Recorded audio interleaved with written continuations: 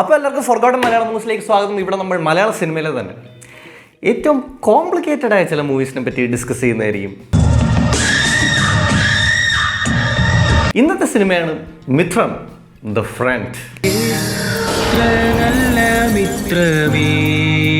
ഫ്രണ്ടില്ല, ഞാൻ ചുമ്മാ ആഡ് ചെയ്തേ. ഓക്കെ, തൊട്ട് സമയം കളയാൻ ഫസ്റ്റ് സെഗ്മെന്റിലേക്ക് കടക്കാം, സ്റ്റോറി. പക്ഷെ അതിനു മുമ്പ് നമ്മൾ ഈ മിത്രത്തിലേക്ക് എത്തിയത് ആക്ച്വലി ഒരു കഥ.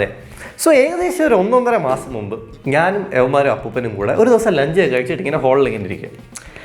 വലിയ ഡിസ്കഷൻ, ഇൻറ്റൻസ് ഡിസ്കഷൻ ഇതാണ്: മലയാള സിനിമയിൽ ഹോമോസെക്ഷുവാലിറ്റി ആദ്യമായിട്ട് പോർട്രേ ചെയ്ത ആരാണ്? ആദ്യമായിട്ട് പോർട്രേ എന്ന് പറയുമ്പോൾ ആദ്യമായിട്ട് മര്യാദയ്ക്ക് പോർട്രേ ചെയ്ത ആരാണ്? എന്നിട്ട് നമ്മളിങ്ങനെ ഭയങ്കര ഡിസ്കഷൻ. ഇപ്പോൾ യവന്മാർ പറഞ്ഞു മുംബൈ പോലീസിൽ പൃഥ്വിരാജാണ് ആദ്യമായിട്ട് ഹോമോസെക്ഷുവാലിറ്റി നമ്മളെ മെയിൻ സ്ട്രീം ഓഡിയൻസിന് ഇൻട്രൊഡ്യൂസ് ചെയ്തത്. നമ്മുടെ സബ് ടൈറ്റിലർ പറഞ്ഞില്ല, മുംബൈ പോലീസിൽ പൃഥ്വിരാജ് ഇൻട്രൊഡ്യൂസ് ചെയ്തല്ല കറക്റ്റ്, നിവിൻ പോളി മൂത്തോനിൽ ചെയ്തതാണ് കറക്റ്റ്. ഞാൻ പറഞ്ഞ ഒന്നുമല്ല, ഏറ്റവും ആദ്യമായിട്ട് പ്രോപ്പറായിട്ട് ആൾക്കാരിലേക്ക് ഹോമോസെക്ഷുവാലിറ്റി എത്തിച്ചത് മമ്മൂക്ക കാതലിലാണ്. അപ്പോൾ അപ്പൂപ്പൻ സോഫയിലിരുന്ന് ചിരിക്കുന്നു. He was like, junior Mammootty ഇതൊക്കെ പണ്ടേ വിട്ടത്. And we are like, junior Mammootty അതാരാ? ആൻഡ് ഹി വാസ് ലൈക്ക്, വൈകുന്നേരം പറഞ്ഞത്. എന്നിട്ട് പുള്ളി അങ്ങ് പോയി. പുള്ളിക്ക് ഉച്ച ശേഷം ഉറങ്ങുന്നൊരു സ്വഭാവമുണ്ട്. നമ്മളെല്ലാം ഫുൾ കൺഫ്യൂസ്ഡ്. ആരാ ഈ ജൂനിയർ മമ്മൂട്ടി? ആരാ? യവന്മാരൊക്കെ പറയാൻ തുടങ്ങി മമ്മൂക്ക ഇനി 80s നല്ല ഹോമോസെക്ഷുവാലിറ്റി ഇൻവോൾവ് ചെയ്യുന്ന ഏതെങ്കിലും പടത്തിൽ അഭിനയിച്ചിട്ടുണ്ടായിരിക്കും. യവൻ പറഞ്ഞു ദുൽഖർ സൽമാൻ്റെ ഏതെങ്കിലും അവാർഡ് പടമായിരിക്കും. പക്ഷേ എനിക്കറിയാവുന്ന സത്യം, ഞാൻ ആ മനുഷ്യനെ കാണാൻ തുടങ്ങിയിട്ട് 29 വർഷമായി. പുള്ളി ഉദ്ദേശിച്ചത് മക്ബൂൽ സൽമാനായിരുന്നു. മക്ബൂൽ സൽമാൻ ആരാന്ന് നിങ്ങൾക്ക് അറിയണമെങ്കിൽ മമ്മൂക്കയുടെ അനന്തരവനാണ്. ഓൾസോ റിയൽ ഫൈറ്റേഴ്സിൻ്റെ തലവനുമാണ്. റോഷൻ ചെറിയാനെ വിട്ടു തരുന്നതിൽ ഞങ്ങൾ റിയൽ ഫൈറ്റേഴ്സിന് എതിർപ്പൊന്നുമില്ല. വൈകുന്നേരമായി ഞാൻ മാനസികമായി മക്ബൂൽ സൽമാൻ്റെ ഒരു പടം കാണാൻ തയ്യാറായിട്ടിരിക്കും. അപ്പൂപ്പൻ എത്തി. യവന്മാരുടെ വർക്ക് ഫ്രം ഹോം ഒക്കെ കഴിഞ്ഞ് അപ്പൂപ്പൻ പടം ഇട്ടു. അപ്പോൾ യവന്മാർ മമ്മൂക്കയുടെ ഒരു പഴയ പടത്തിന് വേണ്ടി വെയിറ്റ് ചെയ്യണം. യവൻ ദുൽഖർ സൽമാൻ്റെ പടത്തിന് വേണ്ടി വെയിറ്റ് ചെയ്യണം. ഞാൻ മക്ബൂൽ സൽമാൻ്റെ പടത്തിന് വേണ്ടി വെയിറ്റ് ചെയ്യണം.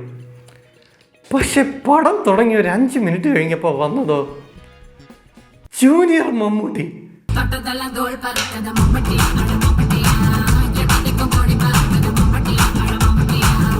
ഗൈസ്, ടേൺസ് ഔട്ട് മമ്മൂക്കയ്ക്ക് ഒരു അനന്തരവനുണ്ട്, അഷ്കർ സൗദാൻ. ആൻഡ് പുള്ളി 10 വർഷമായിട്ട് സിനിമയിലുണ്ട്. ആൻഡ് എനിക്കത് അറിഞ്ഞുകൂടായിരുന്നു.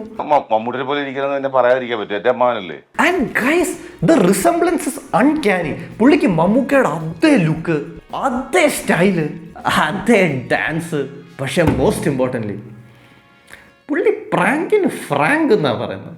ഞാനിപ്പോ തമാശ പറഞ്ഞ ഒരു Frank which is like the worst possible tongue slip you can have. Imagine Ashkar Saudan coming up to you one day and saying, "Da, frank ആയിട്ടൊരു കാര്യം പറയട്ടെ, ഇവിടെ ബോംബ് വെച്ചിട്ടുണ്ട്."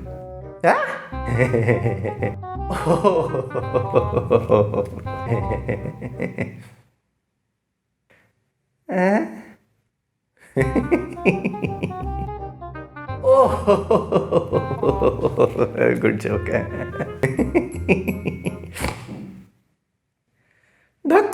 ഫ്രാങ്ക് ആയിട്ടാണ്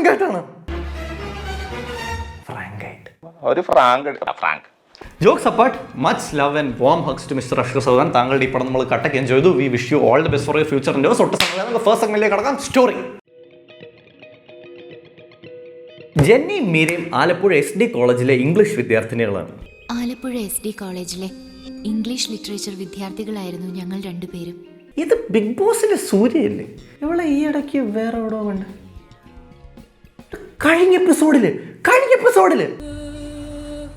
ഇന്നലകൾ എന്നൊന്നില്ല. ഇതെന്താ ഓരോരുത്തർ വിളിക്കാതെ അപ്പൂപ്പനും ബസ്സിലോട്ട് കയറിയിരുന്നു. കമ്മിങ് ബാക്ക്, ജെന്നിയും മീരയും ഒരു ലെസ്ബിയൻ കപ്പിളാണ്.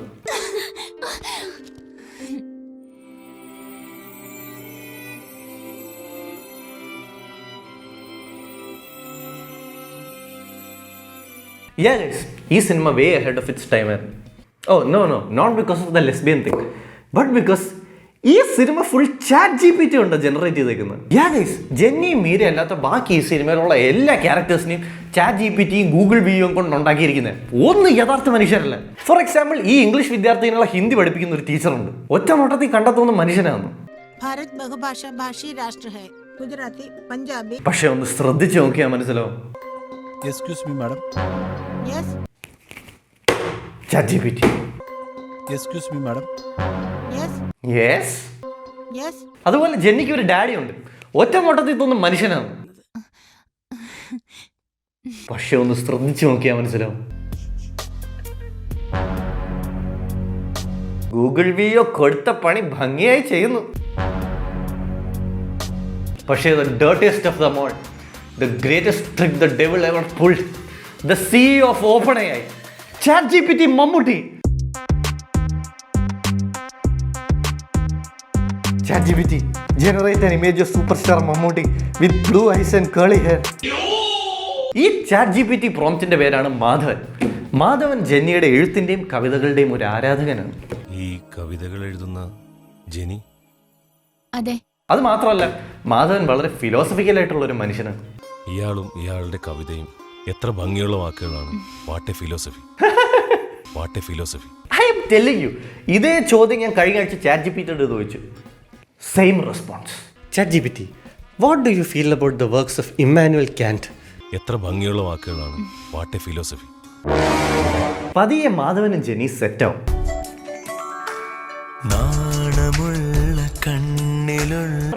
റൊമാൻസ് ചെയ്ത് ഇവർ അന്നത്തെ കാലത്തെ ഓയോറുമായ മുന്തിരിത്തോട്ടത്തിൽ പോകും.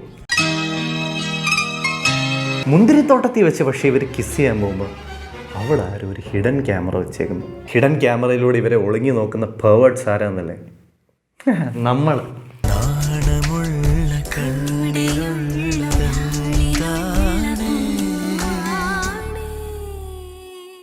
ഇപ്പോഴത്തെ ബ്ലോഗേഴ്സ് ഒക്കെ ഈ ട്രാൻസ്ലേഷൻ എവിടെ നിന്ന് പഠിച്ചാന്ന് വിചാരം? അണ്ണൻ്റെ അടുത്ത് നിന്ന്. സോ ഇറ്റ് ടേൺസ് ഔട്ട് നമുക്ക് തെറ്റി. ജെന്നി ലെസ്ബിയൻ അല്ല, അവൾ ബൈസെക്ഷൽ ആണ്. അവൾക്ക് മാധവനെ ഇഷ്ടമാണ്, മീരേനെ ഇഷ്ടമാണ്. പക്ഷെ വെറും ലെസ്ബിയനായ മീരയ്ക്ക് ഇത് അത്ര ഇഷ്ടപ്പെടുന്നില്ല. അവളൊരു കത്തിയെടുത്ത് കുത്തി ചോര നിർമ്മിക്കും ജനലിന്റെ. പാവം ജനലിന്റെ കുടലും പണ്ടും എല്ലാം പുറത്തു വന്നതാണ്. എനിവേസ്, തൻ്റെ ലെസ്ബിയൻ ലവർ ബൈസെക്ഷൽ ആണെന്ന് തിരിച്ചറിഞ്ഞ മീര ഇനി എന്ത് ചെയ്യും എന്ന് നമുക്ക് അടുത്ത സെഗ്മെന്റിൽ അറിയാം. സോ നമുക്ക് നെക്സ്റ്റ് സെഗ്മെന്റിലേക്ക് പോവാം. Lesbian make out. നോക്കിയിരിക്കത്തേ ഉള്ളൂ. നമുക്ക് അടുത്ത സെഗ്മെന്റിലേക്ക് കിടക്കാം. Useless information. ഓക്കെ, അപ്പോൾ ജെന്നി മാധവനോട് സൊല്ലിട്ട് വീട്ടിനകത്ത് കയറിക്കും. നോക്കുമ്പോൾ ഇത്തവണ മീര ആക്ച്വലി കുത്തി ചോര കയറിപ്പിക്കുക. ഒരു പില്ലോയിന്റ്. ഈ വീട്ടിൽ മാത്രം ഇവിടുന്ന് ഇതിന് മാത്രം ചോര. എൻ്റെ വീട്ടിൻ്റെ അടുത്ത് ഒരു ആക്സിഡൻറ്റ് സംഭവിച്ചു. പില്ലോയിൻ്റെ അടുത്തും ജനലിൻ്റെ അടുത്തൊക്കെ പറഞ്ഞ് കുറച്ച് AB പോസിറ്റീവ് ചോര തരാമോ? ഇവൻ നാച്ചുറലി നമ്മുടെ മീര കുറച്ച് ജലസാണ്. അവൾ ജെന്നിയോട് പറയും അവൾക്ക് ജെന്നി ആരുടെ കൂടെ ഷെയർ ചെയ്യാൻ താല്പര്യമില്ല. നിന്റെ സ്നേഹം അതെനിക്ക് മാത്രം മതി. അത് മറ്റൊരാളായി പങ്കുവയ്ക്കുന്നത് എനിക്ക് സഹിക്കാവുന്നതിലപ്പുറമാണ്. അതുകൊണ്ട് തന്നെ ജെന്നി മാധവനെ മറക്കാൻ തീരുമാനിക്കും.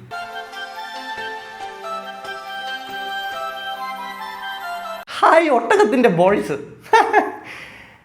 എനിക്കെന്തോ കുഴപ്പമുണ്ട്. എനിവേസ്, മീരയുടെ ഈ വാക്ക് കേട്ടിട്ട് ജെന്നി പോയി ChatGPT അങ്ങ് ഇൻസ്റ്റാൾ ചെയ്യും. ജെനി, നിനക്കിത് എന്ത് പറ്റി? നീ എന്തിനാ ഇങ്ങനെയൊക്കെ പറയുന്നത്? ഞാൻ നിന്നോട് എന്ത് തെറ്റ് ചെയ്തു? തെറ്റ് ചെയ്ത് നീയല്ല, ഞാനാണ്. എന്നിട്ട് ഒരു ഡിജിറ്റൽ ഡീടോക്സിനായി ജെന്നി നാട്ടിലേക്ക് പോകും. മാധവന് പക്ഷെ അറിയണം ജെന്നി എന്തിനാ അവനെ തേച്ചിട്ട് നാട്ടിൽ പോയെന്ന്. അതുകൊണ്ട് അവൻ മീരയുടെ അടുത്ത് വെച്ച് ചോദിക്കുക എന്താ സംഭവം. ഞാൻ എന്ത് തെറ്റ് ചെയ്തിട്ടാ എന്നോട് ഇങ്ങനെ? പ്ലീസ് മാധവ, അവളുടെ ഭാഗത്ത് ഒരു തെറ്റുമില്ല. അപ്പം മീര പറയും അവൾക്ക് ചെറിയ തലവേദന, അവളൊന്ന് ബൈക്കിൽ കയറിക്കോട്ടെ, നമുക്ക് ഇന്ത്യൻ കോഫി ഹൗസിൽ പോയിട്ട് ഡിസ്കസ് ചെയ്യാം. ഓക്കെ, ഇനി ഈ സിനിമയിൽ ഒരു സീനുണ്ട്. ഇനി ഈ സിനിമയിൽ ഒരു സീനുണ്ട്. ഓക്കെ, സോ ജനറലി നമ്മൾ OTTയിലും TV-യിലും ഒക്കെ സിനിമ കാണുമ്പം രണ്ട് തരം സീൻസ് ഉണ്ടല്ലോ. ഒന്ന് ഒരു ഗുണമില്ലാത്ത സീൻ, സിനിമയുടെ കഥയിൽ മാറ്റർ ചെയ്യുന്നില്ല, നമ്മൾ ചുമ്മാ സ്കിപ്പ് ചെയ്ത് കളയും. ചില സീൻസ് സിനിമയുടെ കഥയ്ക്ക് ആക്ച്വലി മാറ്റർ ചെയ്യുന്നതുകൊണ്ട് നമ്മൾ ഫുൾ ഇരുന്ന് കാണും. ഇനി ഈ സിനിമയിൽ ഒരു സീനുണ്ട്. സീൻ തുടങ്ങുമ്പോൾ നമ്മൾ വിചാരിക്കും അയ്യേ എന്തൊരു വളച്ച സീൻ, സ്കിപ്പ് ചെയ്ത് കളയാം. അങ്ങനെ സ്കിപ്പ് ചെയ്ത പിന്നെ ഈ സിനിമയിൽ ഒരു മാങ്ങാത്തൊലിയും മനസ്സിലാവില്ല. അതിനെ ജീവിച്ചിരിക്കുന്ന സാക്ഷിയാണ് ഞാൻ. ഈ വളച്ച സീൻ തുടങ്ങുന്നത് ഇങ്ങനെയാണ്. Sir order please. മക്കളെ എന്താ വേണ്ടെന്ന് വെച്ചാൽ പറഞ്ഞു. എനിക്ക് പൊറോട്ടയും ചിക്കൻ ഫ്രൈയും. എനിക്കും അത് തന്നെ മതി. ഇതൊക്കെ അറിഞ്ഞിട്ട് എന്തിനാന്ന് വിചാരിച്ചു ഞാൻ ഒരു 5 മിനിറ്റ് അങ്ങോട്ട് ഫാസ്റ്റ് ഫോർവേഡ് ചെയ്തു. അപ്പൊ സൈഡിൽ ചിരിക്കുന്നുണ്ടായിരുന്നു പറയും. അപ്പൊ എനിക്കത് മനസ്സിലായില്ല. പിന്നെ നമുക്കാർക്ക് ഈ സിനിമയിലെ ഒരു മാങ്ങാണ്ടി മനസ്സിലായിട്ടില്ല. I will tell you. Scene തുടങ്ങുമ്പോൾ ഏതോ റാൻഡ് ഒരുത്തം പൊറോട്ടയും ചിക്കൻ ഫ്രൈ ഓർഡർ ചെയ്യും. സൈഡിൽ ഇരിക്കുന്ന മാധവനും മീരയും മസാല ദോശയും ജ്യൂസും ഓർഡർ ചെയ്യും. ഇത് കേട്ടിട്ട് റാൻഡ് ഒരുത്തൻ്റെ ഒരു മോള് പറയും അവൻ്റെ മറ്റേ മോള് കൊതിച്ചയാണ്. എനിക്ക് പൊറോട്ടയും ചിക്കൻ ഫ്രൈയും. എനിക്കും അത് തന്നെ മതി. 2 മസാല ദോശയും 1 ജ്യൂസും. എന്താച്ചാ ഭക്ഷണം വന്നില്ലല്ലോ? ഇപ്പൊ വരും, സമയാകുന്നല്ലേ ഉള്ളൂ. ഇവള് കൊതിച്ചാണച്ചാ. റാൻഡം വെയിറ്റർ വന്നിട്ട് പൊറോട്ടയും ചിക്കൻ ഫ്രൈ മാധവനും മീരയ്ക്കും കൊടുത്തിട്ട് മസാല ദോശ അവന് ഫാമിലിക്കും കൊടുക്കും. ഇത് കണ്ടിട്ട് അവൻ വെയിറ്ററിനോട് കലിപ്പിക്കും.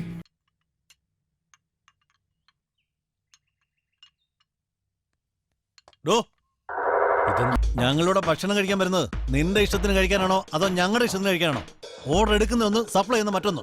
ഇഡിയറ്റ്. ഇതൊന്നും അറിയാൻ ആർക്കും ഒരു താല്പര്യമില്ല എക്സെപ്റ്റ് ഈ ആന്റിക്ക്. ഈ ആന്റിക്ക് ഇതെന്തോ വലിയ ഇഷ്ടപ്പെട്ടുണ്ടോ.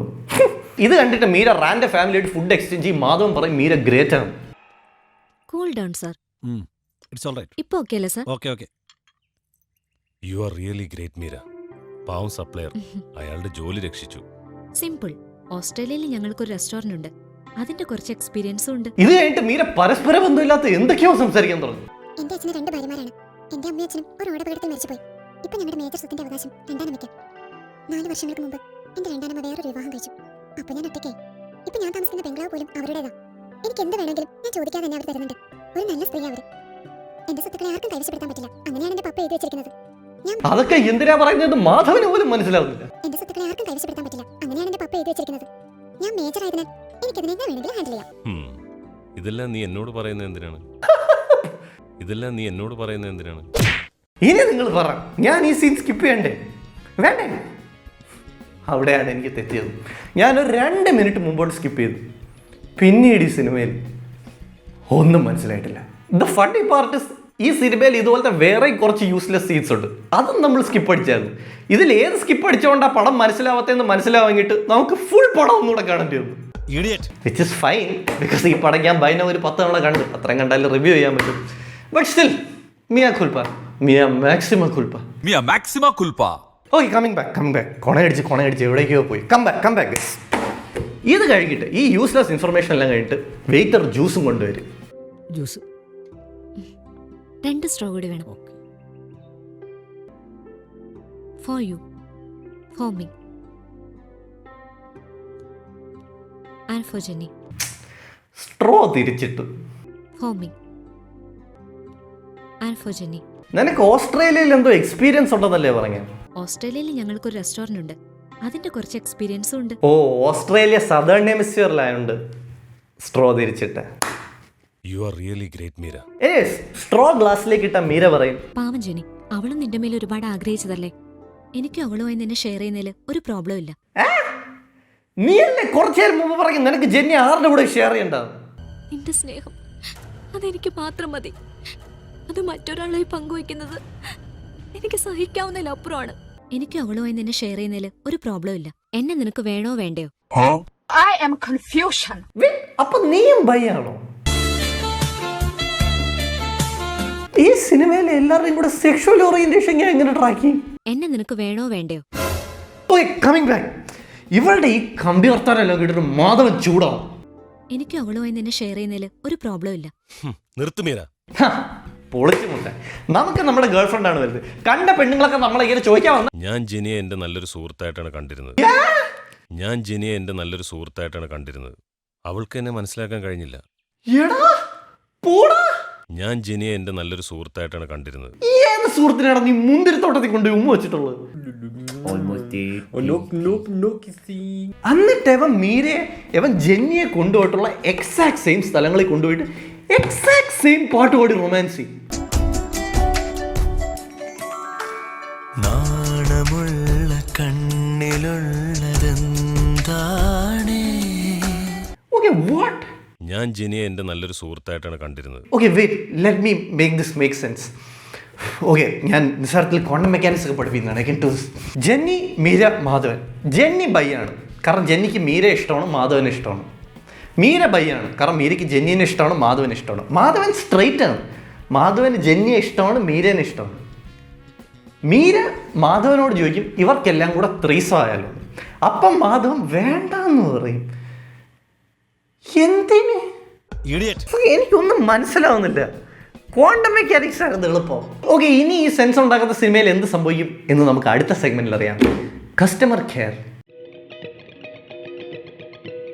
ഓ, അപ്പോൾ പാവ ജെന്നി, അവൾ ഇതൊന്നും അറിഞ്ഞിട്ടില്ല. അവൾ നാട്ടിലെ പള്ളിയിൽ സിസ്റ്റർമാരുടെ പ്രാർത്ഥനയൊക്കെ ആയിട്ട് കൂടുകയാണ്.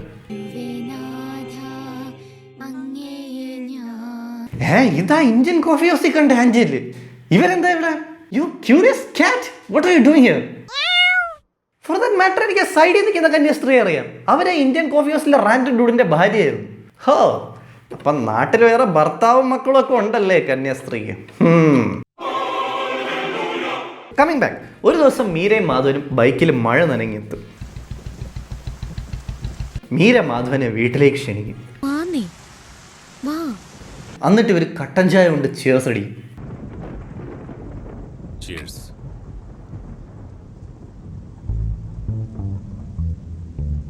എന്നിട്ട് അവർ പരിപാടി തുടങ്ങും.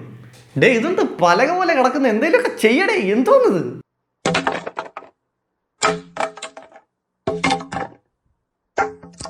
Pillow princess. പാവം ജെനി, അവൾ നാട്ടിൽ ഡാഡിയുടെ കൂടെ കളിച്ചുകൊണ്ടിരിക്കുക. അവൾ അറിയുന്നോ മീര ഇവിടെ അവളുടെ ഡാഡിയുടെ കൂടെ കളിച്ചുകൊണ്ടിരിക്കുക. അടുത്ത ദിവസം രാവിലെ ആവും ജെന്നി നാട്ടിൽ നിന്ന് തിരിച്ചെത്തും.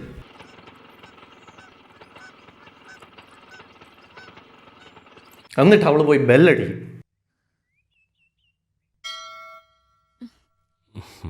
മീര ഈ പലകയായിട്ട് ഉരസിയപ്പോൾ ഉണ്ടായ ഇഞ്ചറീസുമായിട്ട് വാതിൽ ഉറക്കും.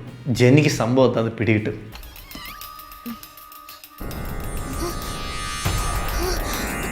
അതാരാന്ന് വിചാരിച്ചാ നീ ആ വാതിൽ ഉറങ്ങാം? നിന്റെ അമ്മാവന്. സങ്കടം വന്ന് ജെന്നി വീട്ടിനകത്തേക്ക് കയറിപ്പോവും. വൈകുന്നേരം ആവുമ്പോ മീര ജെന്നിയുടെ കാല് പിടിച്ച് സോറി പറയും. എന്നിട്ട് പറയും അവർക്ക് രണ്ടുപേർക്കും ഇനി മാധവനെ വേണ്ട.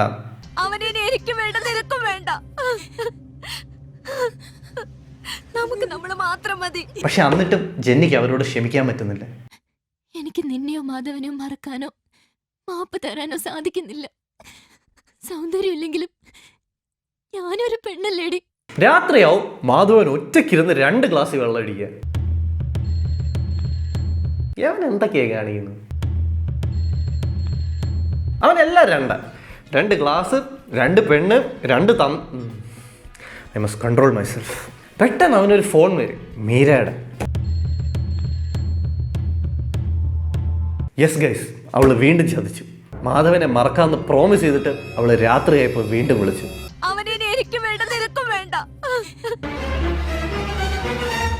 മീര കുറ്റം പറയാൻ പറ്റില്ല, ഞാനാണെങ്കിലും വിളിക്കും. Such A smooth talker. എന്റെ ഉറക്കം കളഞ്ഞ ആളാണ് താൻ. ഇയാളും ഇയാളുടെ കവിതയും എത്ര ഭംഗിയുള്ള വാക്കുകളാണ്. What A philosophy. ഈ കള്ളിയുടെ അശുദ്ധ നാവിനി പൊങ്ങാതിരിക്കാൻ വേണ്ടി ജെന്നി അവളെ കൊല്ലും.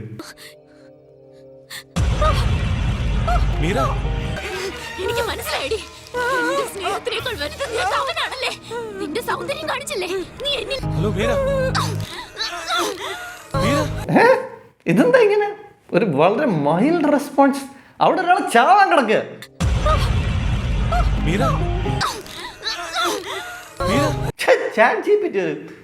കസ്റ്റമർ കെയറിനെയൊക്കെ പോലെ സംസാരിക്കുന്നു. കസ്റ്റമർ കെയർ ഇങ്ങനെ അറിഞ്ഞൂടെ? നമ്മൾ ചാവാൻ കിടന്നാലും അവർക്ക് ഒരു വ്യത്യാസമില്ല. ഹലോ, ഇത് കസ്റ്റമർ കെയർ അല്ലേ? Hello madam. യെസ് മാഡം, പറയൂ. മാഡം, ഈ കോൾ ക്വാളിറ്റി പർപ്പസിന് റെക്കോർഡിങ്ങിലാണ്. മാഡം, വേറെ പ്രോബ്ലം ഒന്നും ഇല്ലെങ്കിൽ ഞാൻ കട്ട് ചെയ്യാണ്. ഒരു 5 മിനിറ്റ് കഴിയുമ്പോൾ ഫീഡ്ബാക്ക് ഫോം വരും. Kindly give response. Hope you have a great day ma'am. Thank you so much. Take care. ഇതിനുശേഷം ജെന്നി കളിപ്പാട്ടങ്ങൾ കിട്ടാത്ത കുട്ടികൾ പാരൻസിന്റെ മുമ്പിൽ ചെയ്യുന്ന സാധനം ചെയ്യും. എന്നിട്ട് അവളും ചാവും. 2 മുളക് സിനിമ തീർന്നു എന്നൊരു വിചാരം ഉണ്ടെങ്കിൽ അത് അങ്ങോട്ട് മാറ്റി വയ്ക്കാം. പടം തുടങ്ങത്തേ ഉള്ളൂ. വാ, അടുത്ത സെഗ്മെന്റിലേക്ക് പോവാം. സോങ്സ്. ഈ സിനിമയിൽ ഒരു ഒറ്റ പാട്ടേ ഉള്ളൂ. കുട്ടികൾക്ക് വെയിലത്ത് പണിഷ്മെന്റ് കൊടുത്തിട്ട് മാധവനും ജെന്നിയും കൂടെ റൊമാൻസ് ചെയ്യുന്ന പാട്ട്. പൂ മാത്രം പോരാ, പൂക്കാലം വേണം. പൂക്കാലം വന്നെത്തുന്നേ പക്ഷേ ഈ സിനിമയിൽ 2 പാട്ടുണ്ട്. പക്ഷേ രണ്ടാമത്തെ പാട്ടെന്ന് പറഞ്ഞാൽ ആദ്യത്തെ പാട്ട് തന്നെ ജസ്റ്റ് ജെന്നിയെ മാറ്റിയിട്ട് മീരെ പ്ലേസ് ചെയ്തു.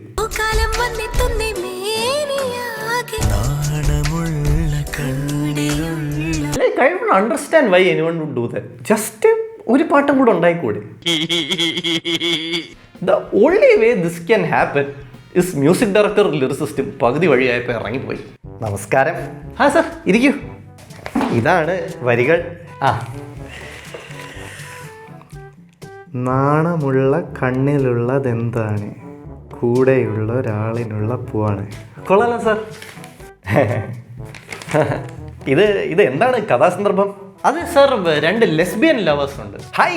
അല്ല സാർ പേടിക്കണ്ട, അവർ ആക്ച്വലി ബൈസെക്ഷല. ബൈസെക്ഷലോ? അതെന്തുട്ടാ? അത് സാർ ഒരാൾക്ക് ആണിനെയും പെണ്ണിനെയും ഇഷ്ടമുള്ളപ്പോൾ. ഹായ്.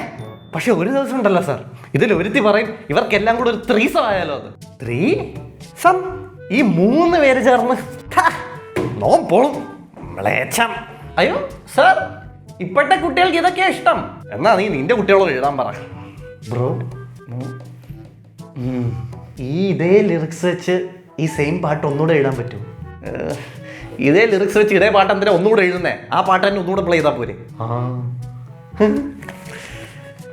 നല്ല ലിറിക്സ് ആണ്. What A philosophy. But jokes aside guys, ഞാനൊരു കുറ്റസമ്മതം നടത്താം. എനിക്ക് പാട്ട് ആക്ച്വലി ഇഷ്ടമാണ്. നല്ല പാട്ടാണ്, നാണമുള്ള കണ്ണിലുള്ള. ഇതൊന്ന് ആമസോൺ മ്യൂസിക്, ഇൻസ്റ്റഗ്രാം മ്യൂസിക്, യൂട്യൂബിലൊക്കെ ഉണ്ട്. നിങ്ങൾ കേട്ടോ? കഴിഞ്ഞൊരു 1 മാസമായിട്ട് എൻ്റെ തലയിലുണ്ട്.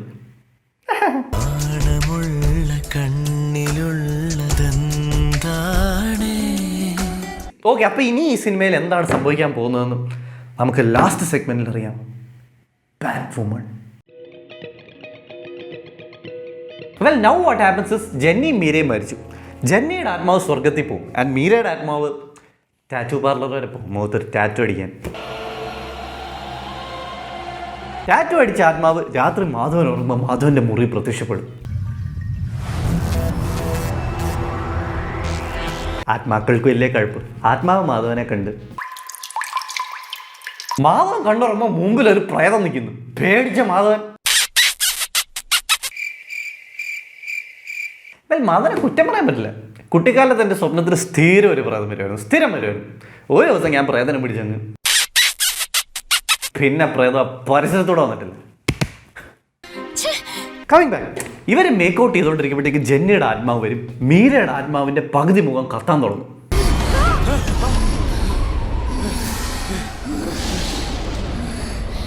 ഈ 2 പ്രേതങ്ങളും കൂടെ മാധവനെ ഒരുപാട് പേടിപ്പിക്കും. സീൻ തീരും. വെൽ ടേൺസ് ഔട്ട് ഗൈസ്, ഇതൊരു സ്വപ്നമായിരുന്നു. മാധവന്റെ പുനർജന്മമായ സിദ്ധുവിന്റെ ആ സ്വപ്നം എന്നെ വല്ലാതെ ഡിസ്റ്റർബ് ചെയ്തുകൊണ്ടിരിക്കും. ഈ സ്വപ്നത്തിന്റെ പൊരുൾ തിരിച്ചറിയാൻ വേണ്ടി സിദ്ധു ഒരു ഗോസ്റ്റ് റിസർച്ചറിനെ തേടിപ്പോവും. അദ്ദേഹം ഹാഫ് മലയാളി ഹാഫ് ഇംഗ്ലീഷുമാണ്. പേര് ജോ നാഥൻ. ഡോക്ടർ ജോനാഥൻ എനിക്കൊരു അപ്പോയിൻമെന്റ് തന്നിട്ടുണ്ടെന്ന് പറഞ്ഞാൽ ഇവന്മാർ വിശ്വസിക്കില്ല. ഞാൻ ജോനാഥനായിട്ട് അഭിനയിക്കാൻ ഇന്ന് മലയാളം ഇൻഡസ്ട്രിയിൽ തന്നെ ഒരാൾക്കേ സാധിക്കും. നമ്മുടെ സ്വന്തം, നമ്മുടെ ഫേവറേറ്റ് മാഡ് സയന്റിസ്റ്റ്.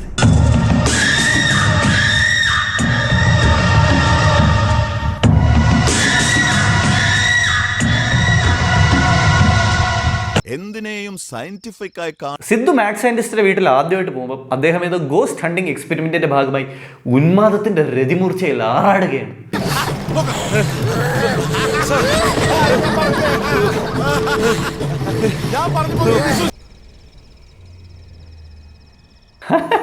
എന്തിനേയും സയന്റിഫിക് ആയി മാഡ് സയന്റിസ്റ്റിന്റെ കയ്യിൽ എവിടുന്നോ 1970കളിൽ ജീവിച്ചിരുന്ന മാധവന്റെയും ജെന്നിയുടെയും മീരയുടെയും പോസ് ചെയ്തൊരു HD കളർ ഫോട്ടോ ഉണ്ട്. വാച്ച്.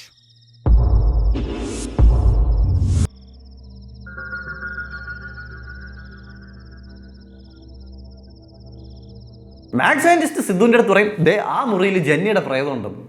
അവിടെയാണ് പ്രേതമുള്ളത്.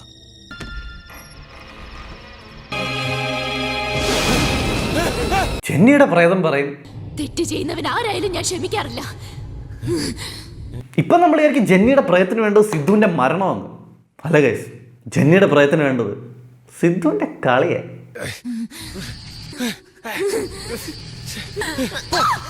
പ്രേതത്തിന്റെ അടുത്ത് നോടി രക്ഷപ്പെടുന്നവന്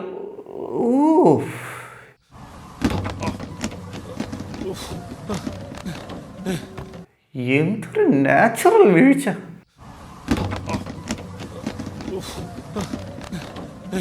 പ്രേതത്തിന്റെ അടുത്ത് ഓടി രക്ഷപ്പെട്ടവൻ ഒരു കണ്ണാടിയിൽ ഇടിച്ച് ബോധം കെട്ട് വീഴും. രാവിലെ എണീറ്റ് ഇവൻ പത്രം വായിക്കുമ്പോൾ പത്രത്തിൽ എഴുതിയിരിക്കുന്നു, പ്രൊഫസർ ജോനാഥ് ഡൈഡ് ഇൻ ആക്സിഡന്റ്. എന്തൊരു മുമ്പിയ പത്രം. സോ അപ്പാരന്റ്ലി ജോനാഥ് തലേ ദിവസം തന്നെ മരിച്ചായിരുന്നു. അതായത് ഇവൻ ഇവിടെ എത്തുന്നതിന് മുമ്പേ ജോനാഥ് ഒരു ആക്സിഡന്റിൽ മരിച്ചായിരുന്നു. അതായത് ജെന്നിയുടെ ആത്മാവിന് ഇവനെ കളിക്കാൻ ഇട്ടുകൊടുത്തത് ജോനാഥിന്റെ ആത്മാവ്.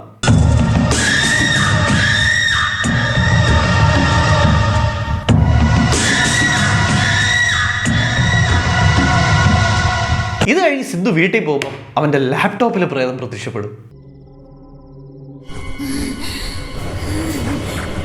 ഇത് കണ്ട സിദ്ധു വളരെ ലൈറ്റായിട്ടൊന്ന് പേടിക്കും.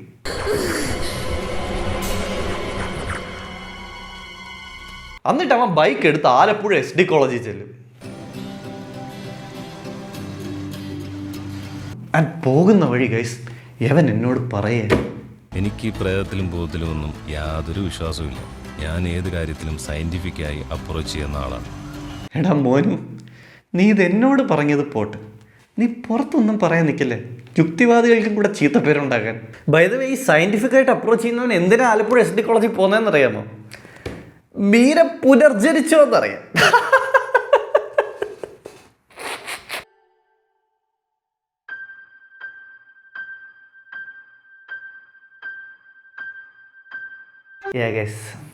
മീര പുനർജനിച്ച മീര അവൻ്റെ കൂടെ ബൈക്കിൽ കയറിപ്പോവും. ജെന്നി ഒരു വവ്വാലായിട്ട് മരത്തിൽ തൂക്കി കിടക്കും.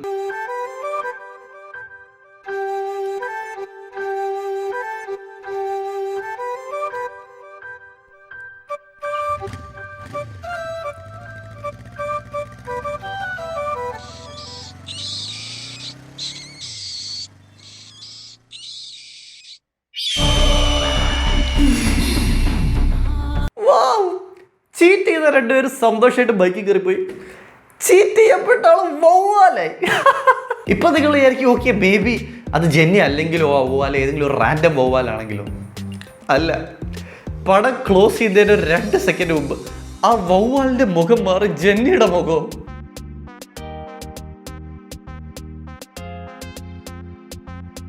കുട്ടിക്കാലത്ത് ബാറ്റ്മാനെ കാണണം എന്ന് പറഞ്ഞ് ഞാൻ ഏറെ കരങ്ങിരുന്നു. വലുതായപ്പോൾ അപ്പൂപ്പൻ എനിക്ക് ബാറ്റ് വുമണിനെ കാണിച്ചത്.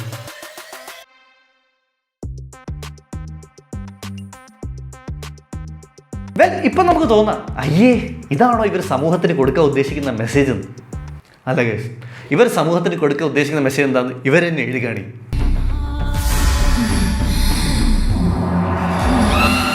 Fear is the root cause of all the superstitious. ഒരു ഗ്രാമർ മിസ്റ്റേക്ക് എന്ന് പറയുന്ന മെസ്സേജ്. ഇതേപോലത്തെ വെയിറ്റ്, എടാ ഇതേപോലെ ഇതിന് മുമ്പ് സംഭവിച്ചിട്ടുണ്ട്. ചാവേർപ്പടയുടെ അവസാനം എന്തായിരുന്നു? There is a lot waiting to be explored. ശരിക്കും നിങ്ങളാണ് ചാവേറുകൾ. ഈ നാടിന് വേണ്ടി മരിക്കാൻ തയ്യാറായ യഥാർത്ഥ ചാവേർപ്പട. ചാവേർപ്പടയുടെ ഡയറക്ടർ ആരാ? TS ജസ്പാൽ. ഇതിന്റെ മിത്രത്തിന്റെ ഡയറക്ടർ ആരാ? Jaspal Shanmukh. I have a strong feeling ഇത് രണ്ടും ഒരാൾ തന്നെയാണ്. ഇതിന്റെ ഡയറക്ടർ ജസ്പാൽ ഷൺമുഖമാണ്. അദ്ദേഹത്തിന്റെ 2ാമത്തെ ചിത്രമാണിത്. അദ്ദേഹം ഫസ്റ്റ് ചെയ്തത് ചാവേർപ്പട എന്ന ചിത്രമാണ്. ആ ഗ്രാമർ മിസ്റ്റേക്ക് കണ്ട് അറിയൂട്. Screw all that. നമുക്കറിയേണ്ടത് നമുക്ക് മാത്രമാണ് ഈ പടം മനസ്സിലാവാത്തത്, അതോ ഇത് കണ്ട ആർക്കും ഇത് മനസ്സിലായില്ലേ? നമുക്ക് കമൻസ് എടുത്തൊന്ന് നോക്കാം.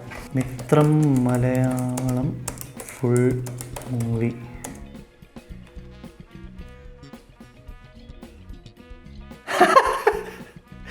എനിക്ക് മാത്രമാണോ ഇത് കണ്ടിട്ടൊന്നും മനസ്സിലാവാക്കി? I feel you bro, I feel you. പക്ഷെ പേടിക്കണ്ട ബ്രോ, നമുക്ക് മാത്രമല്ല ഈ പടത്തിൽ അഭിനയിച്ചവർക്ക് പോലും മനസ്സിലായിട്ടില്ല അവർ എന്തിനാ അഭിനയിക്കുന്നത്. ഫുൾ ടൈം കൺഫ്യൂഷനാണ്. നീ എന്തിനാ എന്നെ ഇവിടേക്ക് കൂട്ടിക്കൊണ്ട് വന്നത്? ഇതെല്ലാം നീ എന്നോട് പറയുന്നത് എന്തിനാണ്? നിങ്ങൾ എന്തിനാണ് എന്നെ ഭയപ്പെടുന്നത്? What an excellent movie. മയിര് മൂവി. അത് അതിട്ടേക്കണ ഏതോ ആൻറ്റിമാരെയൊക്കെ വെറുപ്പിച്ച്. Good job Jaspal Shanmugham. അപ്പോൾ എല്ലാവർക്കും ഈ സീസണിലെ സെക്കൻഡ് എപ്പിസോഡ് ഇഷ്ടപ്പെട്ടു എന്നായിരിക്കും. ഇഷ്ടപ്പെട്ടെങ്കിൽ ലൈക്ക്, ഷെയർ, സബ്സ്ക്രൈബ്. നിങ്ങൾക്ക് ഇഷ്ടമുള്ള മൂവീസ് നമ്മുടെ റിയൽ മൂവീസ് കമന്റ് ബോക്സിൽ ഇടാം. നമ്മൾ ഡെഫിനറ്റ് ചെക്ക് കൊണ്ടിരിക്കും. ഓൾസോ ഹ്യൂജ് പ്രോപ്സ് ടു നമ്മുടെ സബ്ടൈറ്റിലർ പേര് നവനീത് എന്നാണ്. അവനാണ് ഇതിൻ്റെയൊക്കെ സബ്ടൈറ്റിൽസ് ഇടുന്നത്. നല്ല ഫണ്ണിയാണ്, ഡെഫിനറ്റ് ചെക്ക് ഔട്ട് ചെയ്യുക. ഓൾസോ ഹ്യൂജ് പ്രോപ്സ് ടു എൻ്റെ ഫ്രണ്ട് മാഡി ആനന്ദ് മഹാദേവൻ, ബോയ്സിലെ പാർട്ടാണ്. ഈ പോസ്റ്റേഴ്സ് എല്ലാം ചെയ്യുന്ന അവനാണ്. ഓൾസോ നമ്മുടെ ആനിമേഷൻ, ഇൻട്രോ ആനിമേഷൻ, കഴിഞ്ഞ ദിവസത്തെ JKയുടെ ആനിമേഷൻ അതെല്ലാം ചെയ്യുന്ന അവനാണ്. ഓൾസോ ഗൈസ് ഇന്നൊരു സ്പെഷ്യൽ ഡേ ആണ്. അപ്പൂരൻ ബോയ്സ് തുടങ്ങിയിട്ട്, അപ്പൂരൻ ബോയ്സ് ആദ്യം ബലേഭീഷ് എന്നൊരു ചാനലായിരുന്നു. അപ്പൂരൻ ബോയ്സ് തുടങ്ങിയിട്ട് ഇന്നേക്ക് 5 വർഷമായി. അതായത് നമ്മുടെ 5 ഇയർ ആനിവേഴ്സറിയാണ്. നിങ്ങളുടെ ഇത്രയും നാളത്തെ സപ്പോർട്ടിന് thank you so much. We love you. അപ്പോൾ അടുത്ത എപ്പിസോഡിൽ കാണാം. അതുവരെ ഹയാത്തിലെ മുറി, ചൂടുവെള്ളത്തിലെ കുളി, ഫിലിപ്പിന്റെ പറി.